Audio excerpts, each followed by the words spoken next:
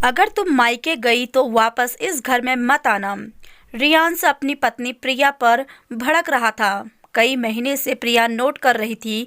रियांश हर छोटी छोटी बात पर रिएक्ट करने लगा था, लेकिन आज तो हद ही हो गई। तुम पर सिर्फ मेरा अधिकार है। तुम ये मत भूलो कि अब तुम मेरी पत्नी हो। एक लड़की की शादी के बाद जब उसकी सारी जिम्मेदारी उसके पति और ससुराल वालों की होती है, तो लड़की का पहला अधिकार भी सबसे पहले उसके पति का होता है। शादी के पहले तुम्हारी इच्छाएं तुम्हारे घर वाले पूरा करते हैं थे, अब मैं करता हूँ। क्या मैंने कभी तुमको कोई कमी रखी? तो हुआ ना मेरा पहला अधिकार। रियांश अपनी पत्नी प्रिया से कहता है। प्रिया भी अब गलत बात का साथ देती और चुप रहती। प्रिया बोली, अच्छा, मैं कोई सामान हूँ जो आप मुझ पर अपना अधिकार जमा रहे हों? जो भी बातें आपने अभी अभी कही वो फिर वेद पुराण में लिखी हैं। क्या आपने इन सभी चीज़ों के लिए कोई कोर्ट से या मुझसे सहमति ली थी? मांग में सिंदूर का क्या भर दिया? आपने मेरा स्वाभिमान खरीद लिया। आप ये भूल गए, आपने अगर मेरी ज़रूरतों को पूरा किया है तो मैंने भी अपने जीवन के इतने वर्ष आपके लिए और आपके परिवार के नाम किया, तो ज़्यादा किसने किया, इसका हिसाब लगाइए। तब प्रिया की सास कमला जी वहीं बैठी हुई थी और बोली, हाय राम, बहू, ये कैसी बात कर रही हो तुम? हो कभी औरत भी अपने किए का हिसाब किताब करती है क्या? ये तो तुम्हारा फर्ज, और शादी के बाद हर औरत पर अपने पति का अधिकार होता है। तुमने कुछ अनोखा नहीं किया है। तुम ऐसी बात कैसे कर रही हो? प्रिया बोली, तो सासू माँ, आपके बेटे ने भी कुछ गलत नहीं किया। उन्होंने भी वही किया जो उनका फर्ज था, और कम से कम गलत बात पर अपने बेटे का पक्ष मत लीजिए। मैं कोई सामान नहीं जो आपका बेटा मुझ पर अधिकार जमाए। मेरे हिसाब से तो मेरे माँ बाप ने जो दहेज दिया उस हिसाब से आपका बेटा मेरा गुलाम हुआ, पर मैंने तो आज तक कभी कुछ नहीं कहा। लेकिन यहाँ भी गलती मेरी है। अगर उस वक्त मैंने आवाज़ उठाई होती तो आज मेरा स्वाभिमान यूं रौंदा नहीं जाता। कमला जी बहू की बात सुनकर तिलमिला गई। ये कैसी बात कर रही हो बहू? 4 किताबें क्या पढ़ ली और नौकरी क्या कर ली? तुम्हारे 2 पाँव पर जमी पर ही टिक नहीं रहे। सुन रहे हैं ना रियांश, तुम्हारी पत्नी क्या कह रही है? इसलिए मैं कहती थी गांव की लड़की से शादी कर लो। सीधी शादी। लड़की को इतनी परेशानी नहीं होती। इससे तो सपने ही इतने बड़े हैं कि कहाँ से इसे समझौता होगा। प्रिया बोली, भूल जाइए, आजकल गांव की लड़कियों को कोई गवार नहीं बल्कि शिक्षित हो चुकी हैं। अपना अच्छा बुरा सब समझती हैं। अब कोई लड़की खूंटे की बधी हुई गाय नहीं होती। और मुझे ये समझ नहीं आ रहा मैंने ऐसा कैसे कर दिया जो आप सब मुझ पर राशन पानी लेकर चढ़ गए। मैं तो बस इतना ही बोल रही हूँ कि मेरे माता पिता को भी मेरी ज़रूरत है। मुझ पर उनका हक पहले है, क्योंकि इस दुनिया में मुझे वो लेकर आए हैं।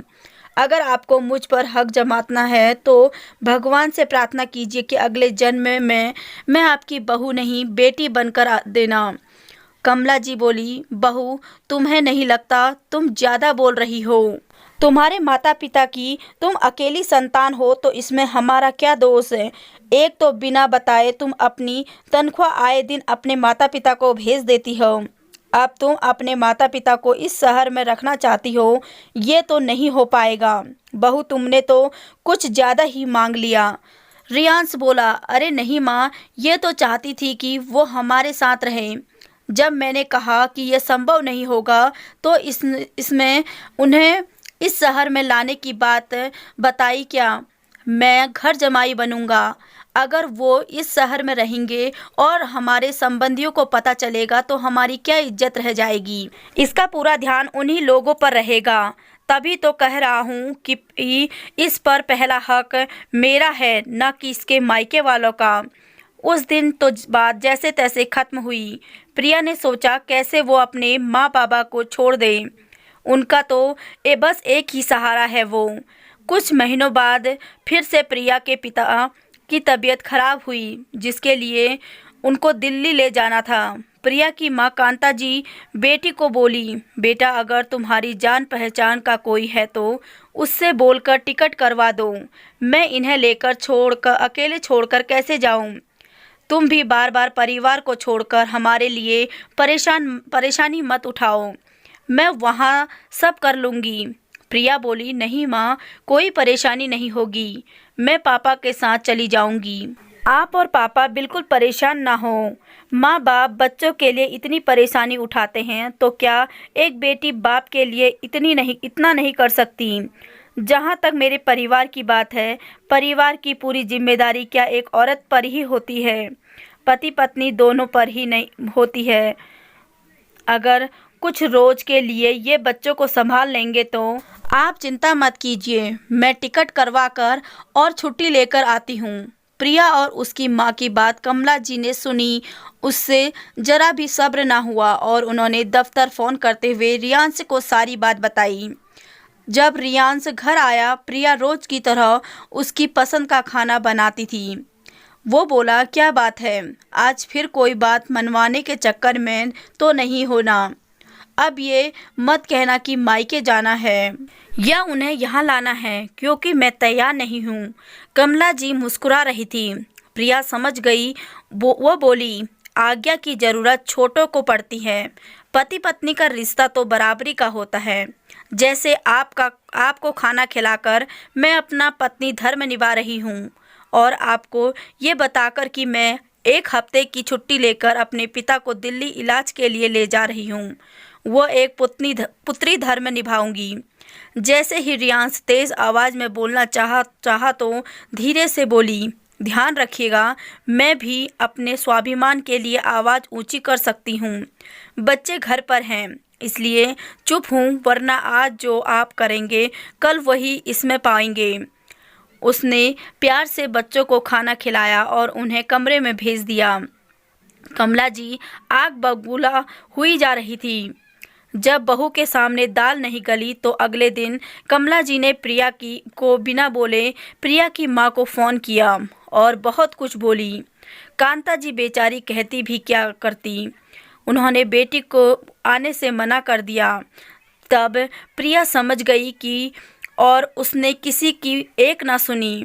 जब पति ने कहा कि अगर तुम वहाँ गई तो मैं तुम्हें कभी लेने नहीं आऊँगा, प्रिया मुस्कुराते हुए बोली, मर्दों का ये आखिरी हथियार होता है जिसे वे आखिरी वक्त पर अपनी पत्नी के स्वाभिमान को ठेस पहुंचाकर फिर इसका इस्तेमाल करते हैं। रियांश बोला, मैं मजाक नहीं कर रहा हूँ। प्रिया बोली, मैं भी मजाक नहीं कर रही हूँ। शादी को इतने साल हो गए हैं।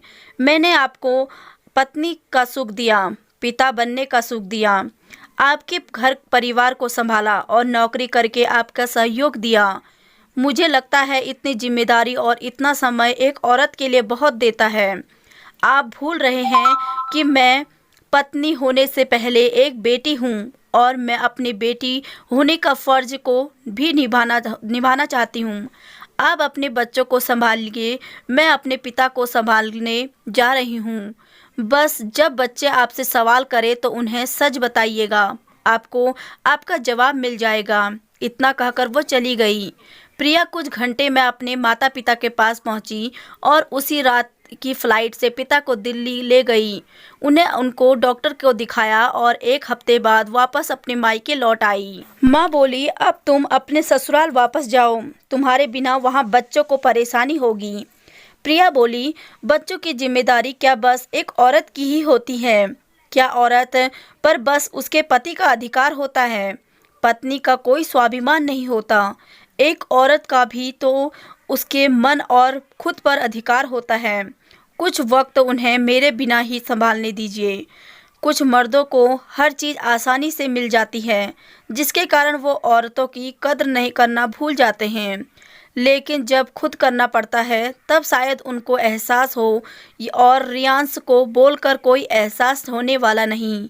तो जब वो खुद कुछ जिम्मेदारियां उठाएंगे तो शायद एहसास हो जाएगा। 1 ही हफ्ते में रियांश और कमला जी की हालत ख़राब हो गई। बच्चों के सवालों के जवाब वो दे नहीं पा रहे थे। प्रिया की बेटी जो रागनी 14 साल की थी, उसने अपनी माँ को फ़ोन किया और सारी बात बताई। प्रिया ने उसे समझाया। रागिनी उस दिन तो शांत हो गई। अगले दिन वो अपने छोटे भाई का काम कर रही थी तो रियांश बोला, मेरी बेटी तो बड़ी हो गई और अपने भाई का भी ध्यान रखती है। रागिनी बोली, मैं इसका ध्यान रखती हूँ पर इस पर कोई अपना अधिकार नहीं दिखाऊंगी। कमला जी बोली, देख रहे हो ना, ये सब जरूर इसकी माँ ने इसे सिखाया होगा। रियांश बोला, नहीं माँ, कोई भी माँ अपने बच्चों को गलत बात नहीं सिखाती। हो न हो, हम जो कर रहे हैं उसी का असर है। बच्चे कहते नहीं पर देखकर वो सब सीख लेते हैं। मेरी ही गलती है जो बात मैं इतनी रोज से समझ नहीं पा रहा था। मेरी बेटी की कुछ बातों ने मुझे समझा दिया। आप सोचिए कल कि अगर प्रिया की पिता की जगह मैं रहता तो मुझे कैसा लगेगा। रियांश ने अपने एक दोस्त को उसी शहर में उसके सास ससुर के लिए घर ढूंढने को कहा और शाम को प्रिया को फ़ोन करके बोला, मैं नाराज़ क्या हुआ, तुम तो मुझे भूल गई। इतने साल के साथ क्या इतना कमज़ोर होता है कि एक साथी अगर भटक जाए तो क्या अगला भी भूल जाता है।